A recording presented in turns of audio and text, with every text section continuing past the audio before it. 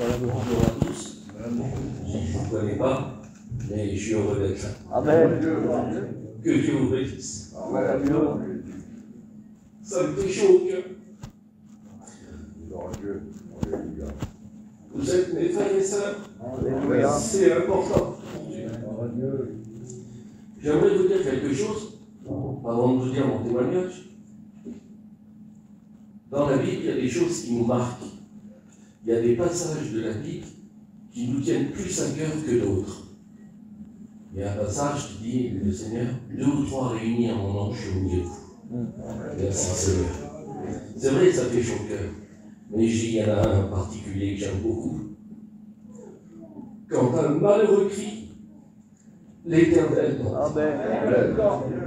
Celui-là, il est terrible. Il est terrible. Alors je vais vous dire pourquoi je vous dis ça. Il y a quelques années en arrière, j'étais couché dans ma caravane et pendant la nuit, je fais un rêve. Je fais un rêve que mon cousin Germain, il me téléphone et il me dit « Nanou, faut que tu viennes tout de suite, ton père est mort. » Aussitôt, je prends l'auto et je pars tout seul. J'arrive là-bas sur place. J'avais ma famille qui était là. Et dans la caravane, j'avais mon cousin qui m'a téléphoné, qui était à côté de mon père. Et je leur dis, sortez tous, laissez-moi seul avec mon père. Alors ils sortent, et là, je prie le Seigneur. Je prie le Seigneur, puis je dis au Seigneur, Seigneur, redonne-moi mon père. 2 ou 3 jours, que j'en profite. Et je crie à Dieu. Je hurle au Seigneur. Je crie tellement fort, tellement je crie au Seigneur qui me redonne mon Père, tellement je crie de tout mon cœur, que je suis réveillé dans la nuit et je fais « Waouh, quelle prière que tu as faite au Seigneur !» Quelques mois plus tard, 6 ou 7 mois plus tard, mon cousin Germain m'appelle et il me dit, alors il faut savoir que je suis de la région de Metz-Nancy et mon père était vers de la famille à Marseille. Donc mon cousin il m'appelle et il me dit, il faut vite que tu viennes à nous, on vient de rentrer ton père à l'hôpital, c'est très grave, dépêche-toi.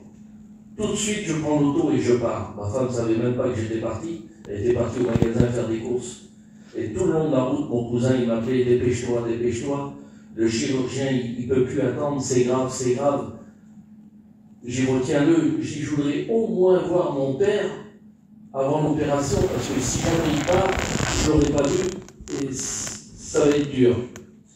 Quand j'arrive à l'hôpital à la Timone à Marseille, juste quand j'arrive, le chirurgien avec son équipe, il prenait mon père, et il l'emmenait au bloc opératoire, et je suis arrivé juste à ce moment-là, et j'ai vu mon père, et le chirurgien, il m'a dit, dépêchez-vous, je vous laisse 1 minute, on ne peut plus attendre.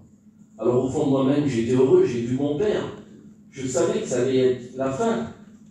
Alors je l'ai pris dans mes bras, j'ai embrassé mon père, je l'ai serré contre moi, je pleurais. Et puis, mon père, il avait quand même un visage confiant. Donc le chirurgien, il prend mon père, il l'emmène au bloc. Et je vais dans la salle d'attente, là où il y avait ma famille, tout. Et entre parenthèses, tous les chrétiens. Et le chirurgien, il revient, alors il dit voilà, il dit je vous explique, on va opérer votre père, mais il dit, je vous le dis, je vous donne aucun espoir. Tous ceux qu'on a opérés, qui ont la même chose que votre père, ils sont morts. Je vous donne aucun espoir. On opère votre père parce que nous sommes des médecins, c'est notre devoir, et je ne vous donne pas du tout d'espoir. Il dit, j'en viendrai vous voir après l'opération. L'opération a duré environ 5 heures. Le chirurgien il vient, on lui dit, voilà, l'opération s'est bien passée, médicalement pour nous, tout est bon, mais il dit, je vous le redis, je vous donne aucun espoir, rien. Mais je disais rien, j'étais là, et puis, dans moi-même, je disais, on verra bien comment ça va se passer, on verra. J'avais quand même confiance au Seigneur.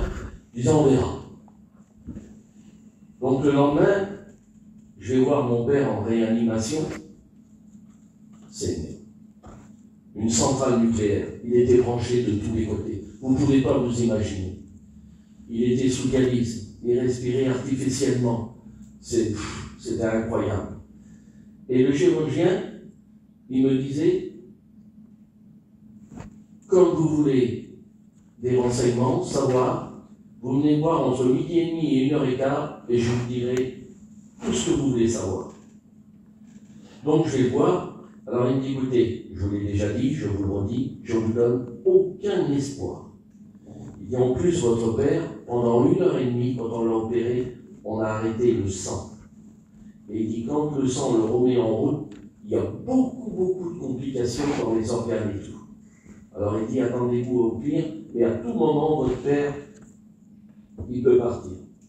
Il se passe 1 jour, 2 jours, 3 jours. Et j'allais voir toujours ce docteur. Et il me disait à chaque fois, je ne vous donne aucun espoir. Et puis au bout d'une semaine, il me dit, on va essayer qu'il respire lui-même, plus par la machine. On va voir si ça démarre. Ça a démarré. J'allais un peu plus vite. Il était sous dialyse.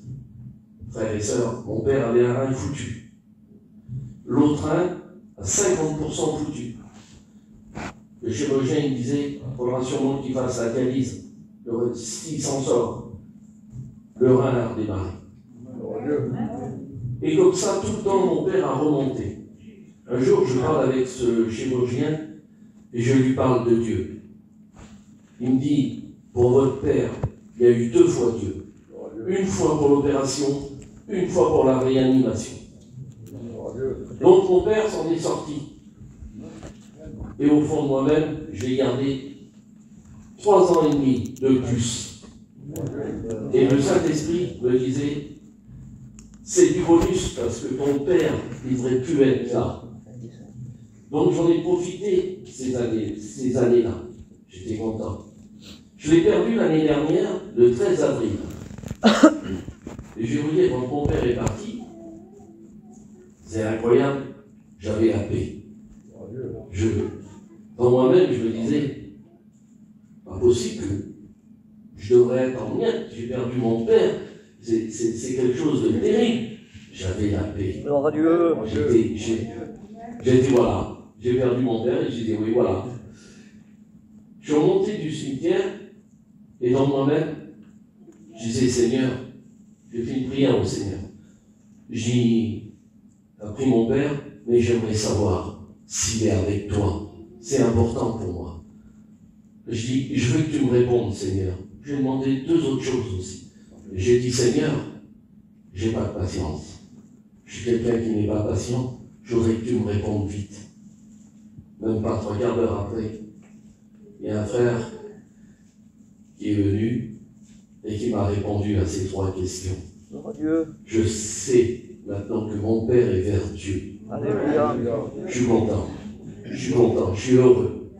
Voilà, je ne veux pas aller plus loin. Je vous remercie. Que le Seigneur vous bénisse. Amen. Alléluia. Gloire à Dieu.